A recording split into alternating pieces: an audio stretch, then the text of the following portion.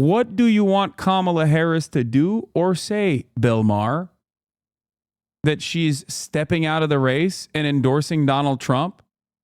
What more can she do? I mean, he's going to tell us. For Bill Clinton in 1992, that was a notorious rapper. No, not him. No, Sister Souljah, whose music is not much remembered, but her words are. After the LA riots in 92, she said, "If there are any good white people, I haven't met them." Now, in fairness, she had just come out of Williams-Sonoma.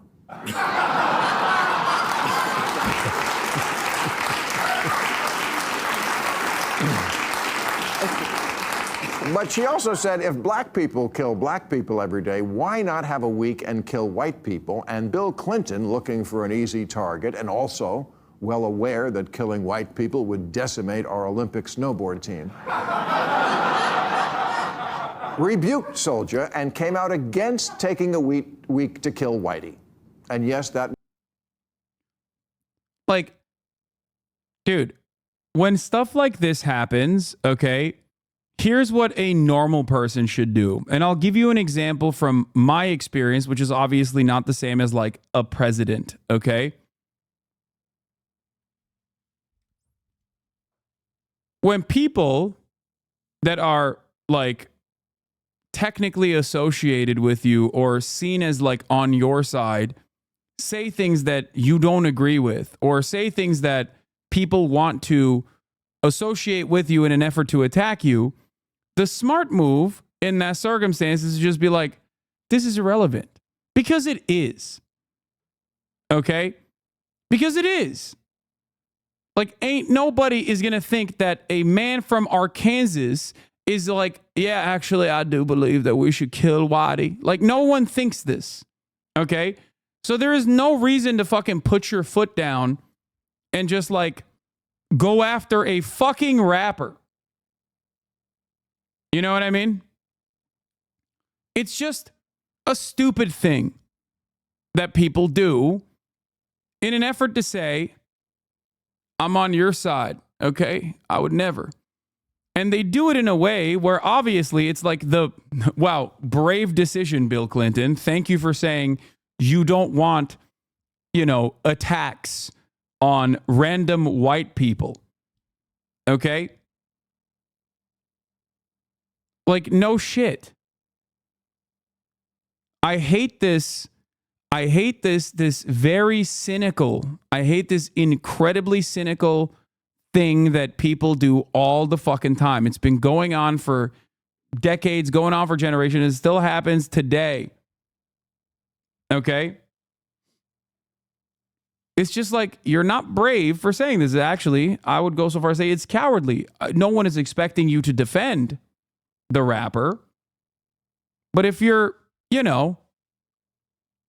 if you are even speaking on this matter, you are offering it more attention than it deserves. It's very frustrating. Was seen as courageous. It was an easy win. Clinton won over independent whites, and it didn't hurt him with black voters who went for him overwhelmingly and even used to refer to him as the first black president, which so went to his head that he later dated a white girl with a fat ass.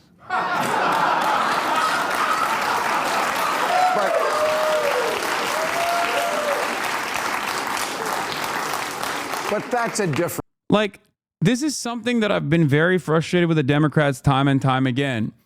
Republicans will find like one random BLM protester or something to point to and say, this guy hates white people. They signal that like, they signal racist tropes like, oh, black people are angry and violent and they want to kill all white people, yada, yada, yada.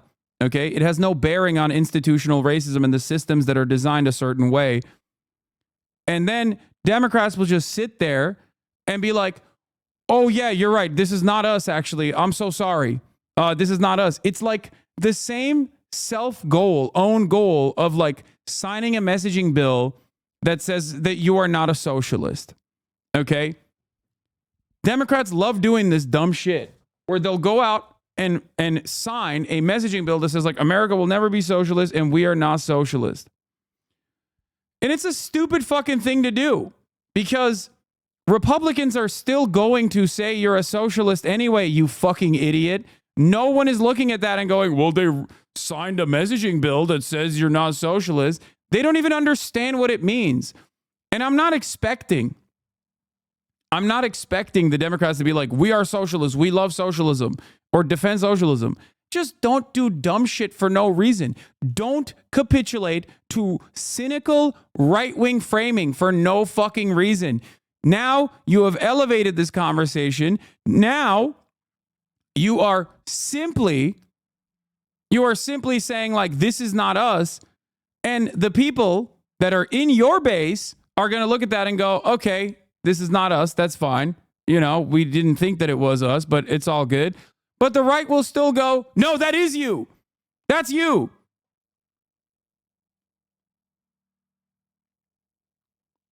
All you've done is validate the cynical right-wing framing.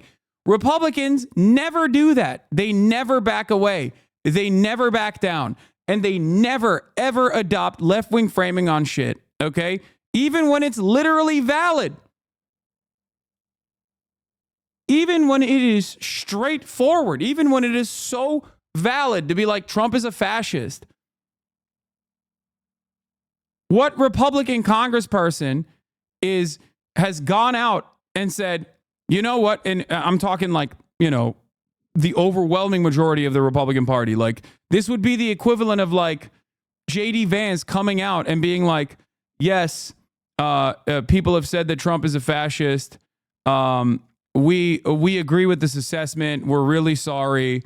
Or associations with like the Proud Boys. Trump never gave up on that. The Democrats were like, dude, what the fuck? These are your supporters and they're doing violence on the streets. And Trump was like, stand back, stand down. Like, they never fucking concede. They never concede to left-wing framing on issues, even if the left-wing framing on an issue is cynical or not correct.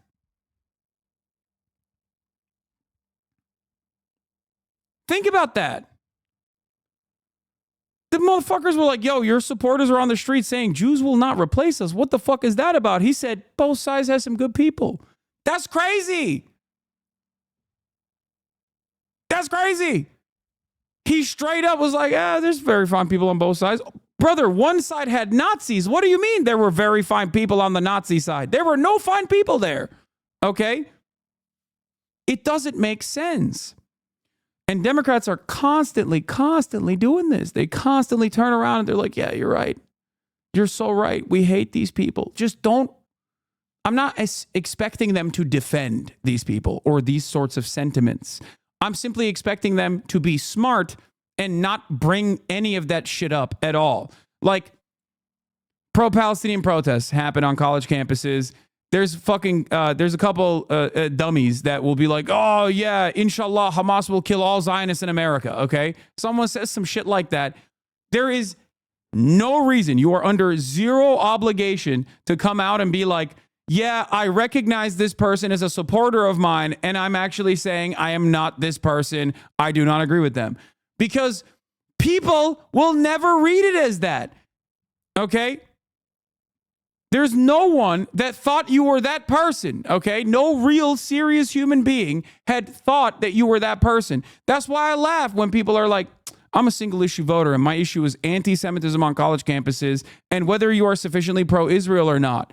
It's like, dog, if someone at this stage is still, asking Kamala Harris if she's like pro-Israel or not, then they're voting for Trump. They're not undecided, okay? It's fucking, or they're just like the most delusional person on the fucking planet. Of course she's pro-Israel. What do you mean? What kind of fucking question is this? How can you still be undecided on this matter? It's so stupid. I hate that. Just, it's a tactical mistake from the Democrats to regularly carve out certain aspects that are being cynically used against them, like certain cynical messages like, oh, the Democrats are the pro-Hamas party. Like, no one fucking believes that, dude. What the fuck are you saying? So anytime you come out and go, we are the anti-Hamas party, you're just a fucking idiot. It's just like a tactical misstep. My expectation, once again, I'm going to repeat this over and over again. My expectation is never from a national campaign to come out and be like, we are, long live the resistance, okay?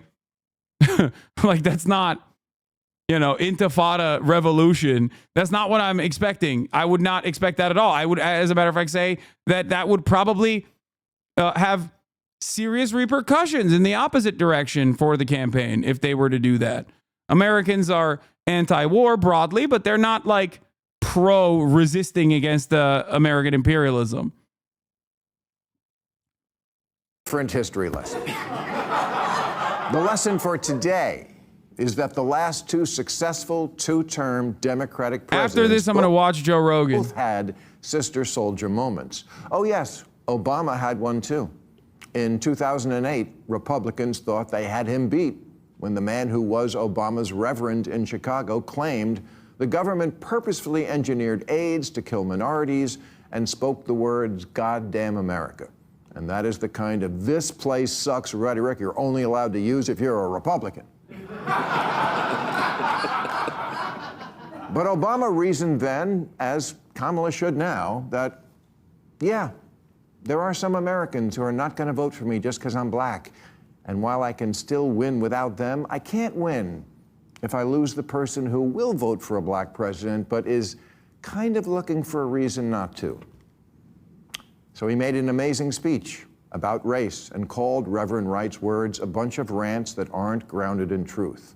He said Wright expressed a profoundly distorted view of this country, a view that sees white racism as endemic and that elevates what is wrong with America above all that we know is right with America. It's funny because, like, Reverend Wright was 100% correct, and Barack Obama was absolutely being a cuck here. But of course, that's not going to stop Bill Maher from, saying this is fantastic. Wait, what was the Reverend Wright moment? Hold on, which one was it? There was a bunch of things. Speech about race and called Reverend. Yeah, the government lied about injecting the HIV virus as a means of genocide against people of color. Goddamn America. First of all, that wasn't the entirety of the fucking speech. I can't believe this motherfucker's clip chimping Reverend Wright from like literally multiple decades ago at this point. That's crazy. The disrespect, bro. Yeah. Goddamn America. That's in the Bible. Fantastic clip. A classic Hasanabi broadcast special.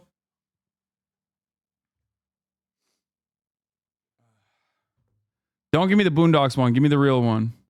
Here, this is the... Where governments lie, God does not lie.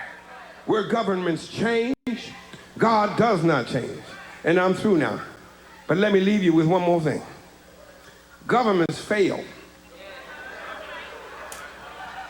The government in this text, comprised of Caesar, Quirinius, Pontius Pilate, Pontius Pilate, the Roman government failed. The British government used to rule from east to west. The British government had a Union Jack. She colonized Kenya, Ghana, Nigeria, Jamaica, Barbados, Trinidad, and Hong Kong. Her navies ruled the 7 seas all the way down to the tip of Argentina in the Falklands. But the British government failed. The Russian government failed. The Japanese government failed. The German government failed.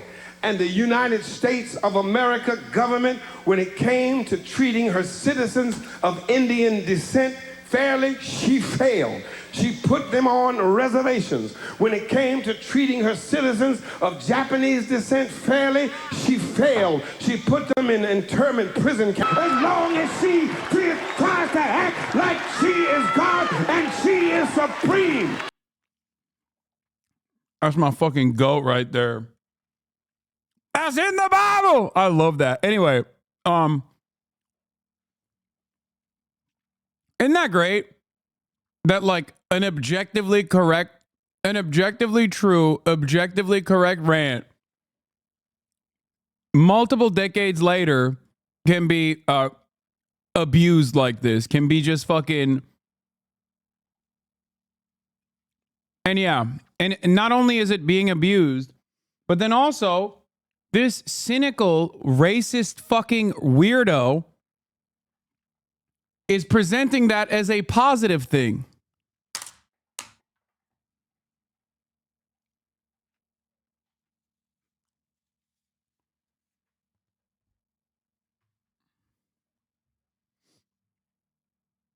It's fucked up. There are some Americans who are not going to vote for me just because I'm black. And while I can still win without them, I can't win if I lose the person who will vote for a black president but is kind of looking for a reason not to. So he made an amazing speech about race and called Reverend Wright's words a bunch of rants that aren't grounded in truth. He said Wright expressed a profoundly distorted view of this country, a view that sees white racism as endemic and that elevates what is wrong with America above all that we know is right with America. And he won big. Now, Kamala could make her own Reverend Wright speech and ask all white Americans to please understand, as much as you can, how much in 2020 the sight of a black man being slowly murdered with a white cop's knee on his neck would affect you if that was the history of your race. I think most Americans would be sympathetic. And then admit that in 2020, the left got a little carried away. Carried away, like most of the merch at this shoe store. You know what's funny? Well, not Bill Maher. But you know what's funny? Bill Maher is the racist white man who's like, I'm looking for reasons not to vote for the black woman. Like, dog, what the fuck are you saying? You're hallucinating.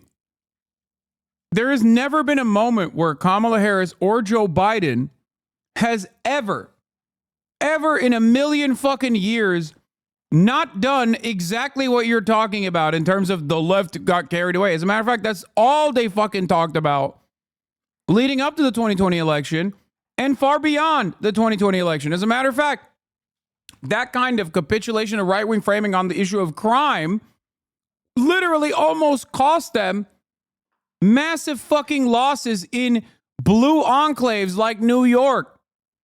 It actually did tilt a seat for a guy that lied about everything in his background and had to resign in fucking disgrace, George Santos.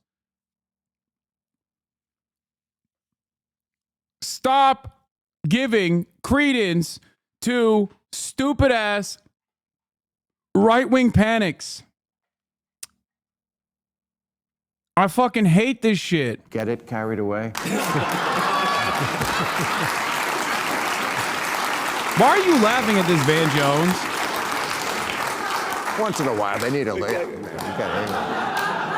Looting was rebranded as justice shopping. We stopped arresting shoplifters. Anti-racist Baby was a bestseller. Corporation. Dude.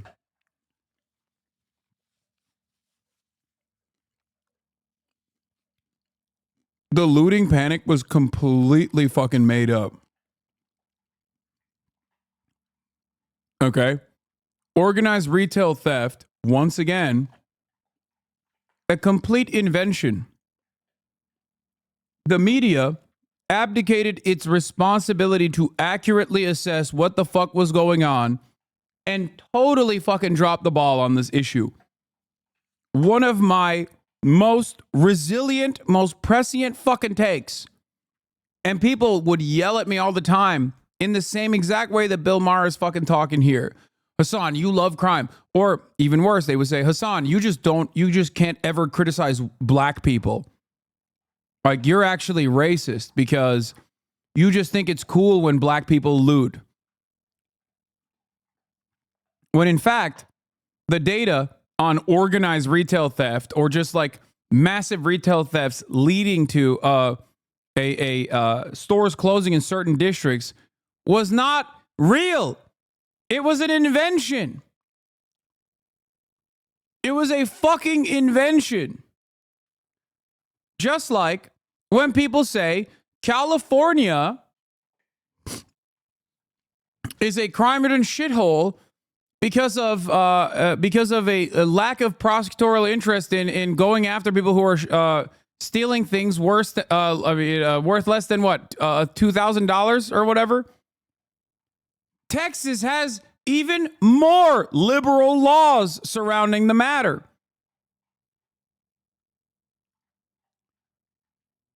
And yet, our perspective on this is completely fucking shifted.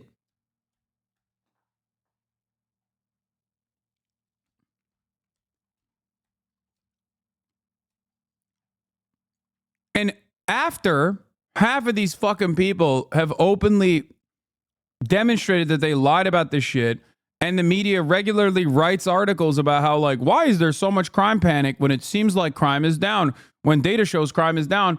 Why do Americans still falsely believe that there's crime everywhere? Like, they write articles on it all the time now. Bill Maher's still running on the crime panic narrative in 2024 when crime is down across the board, chat. The only area where crime actually went up significantly was homicides. That's the only area that it went up for. There was a brief blip.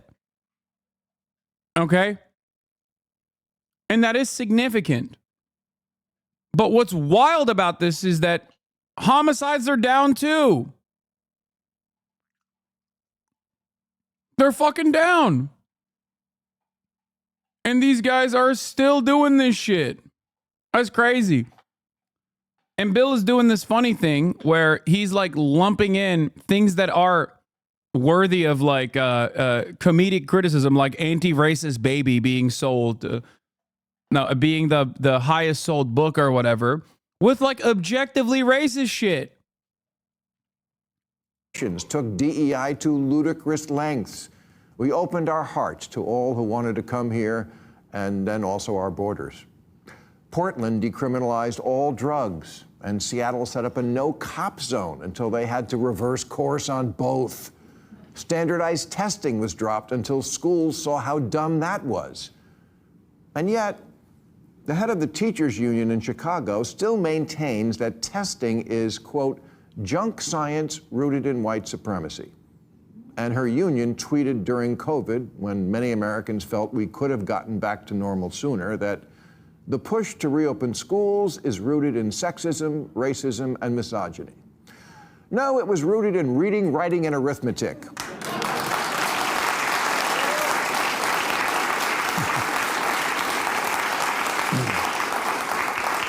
The teaching of which is apparently job none in Chicago, because only about 1 in 4 students in the city are proficient in either math or English. And absent. Yeah, I wonder where that's coming from, dude. The teachers union or the lack of fucking adequate funding in the Chicago public school system? Fun fact for those of you who don't know, Chicago public schools, 90% of the black and brown students in the entire state of Illinois are in the Chicago public school system. Just, something to consider. Absenteeism is off the charts. The teachers there want a raise now. And look, I'm always all for all teachers always getting a raise everywhere. I hate kids. I can't imagine being around them all day.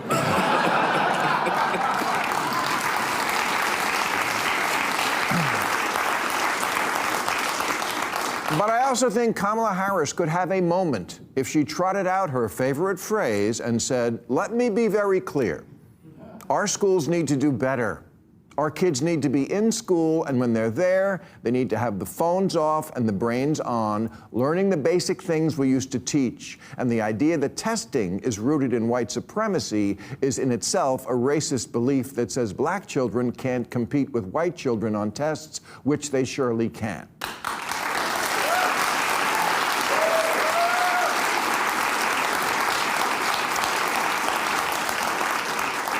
That line will get you an applause break from all sides. When Kamala says we're not going back, the undecided voter thinks, no, I don't want to get on the short bus back to Trump Town. But I also don't want to go back to 2020. Please, God, don't make me sit through another one of those corporate mandated sensitivity training sessions. When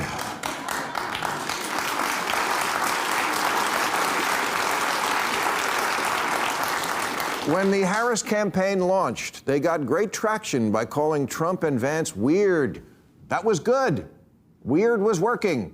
People are tired of weird, and ever since Donald Trump decided to dominate our fucking lives, the Democrats' argument has been, we'll restore normal. Well, if what you're selling is let's be normal again, here's an idea.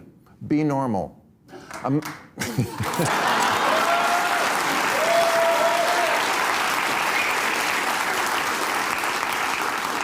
America. One thing to remember is that he's talking about how, like, in 2020, the left got out of control. Yeah. It's really interesting that he's making that argument because the 2020 campaign was objectively more progressive than this current campaign. And Bill Maher seemingly has not been satiated of his thirst for even more moderate positions, apparently. More right-wing positions, let's be real. Let's call it what it is. And yet in 2020, Joe Biden won, you fucking idiot. What are you talking about? In 2020, Joe Biden's campaign performance was objectively better than fucking Kamala Harris's current campaign performance. What the fuck are you talking about? It seems like it didn't matter at all for many Americans. What American right now is still talking about 2020, dude? Only Bill Maher. Oh, man, remember how the left went too far in 2020? That's why I'm voting for Donald Trump. I was like, yeah, that guy was going to vote for Donald Trump.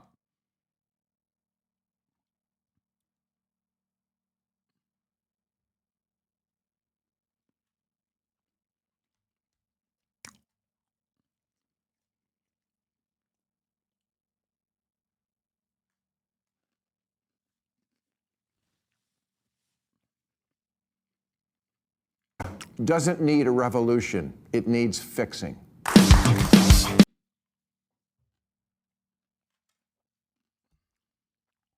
I hate this shit. What a fucking pathetic little dumbass he is. Just horrible instincts in general, too. So, let's get to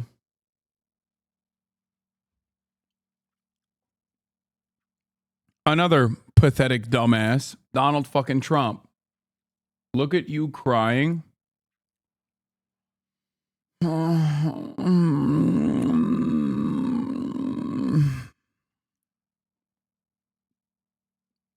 know, man. I got tears in my eyes. I'm so tearful. Joe Rogan Podcast, check it out. The Joe Rogan Experience. Train by day, Joe Rogan Podcast by night, all day. All right, we're rolling. Good to see you, sir. Here we go. One of the things I wanted to talk to you about, I wanted to play this, but we decided we shouldn't play it because it could get copyright strike, and we don't want to get the episode. We don't want anybody to have any sort of way to get it down. Sure. But it was the episode of you when you were on The View, and I think it was 2015 or 2006, like when you were running for president. Right. And you got introduced as our friend Donald Trump. That's right. Whoopi Goldberg gives you a big hug and a kiss. Joy Behar gives you a big hug. Barbara Walters gives you a big hug. They all loved you. They were all talking about how you're, you might be conservative in your financial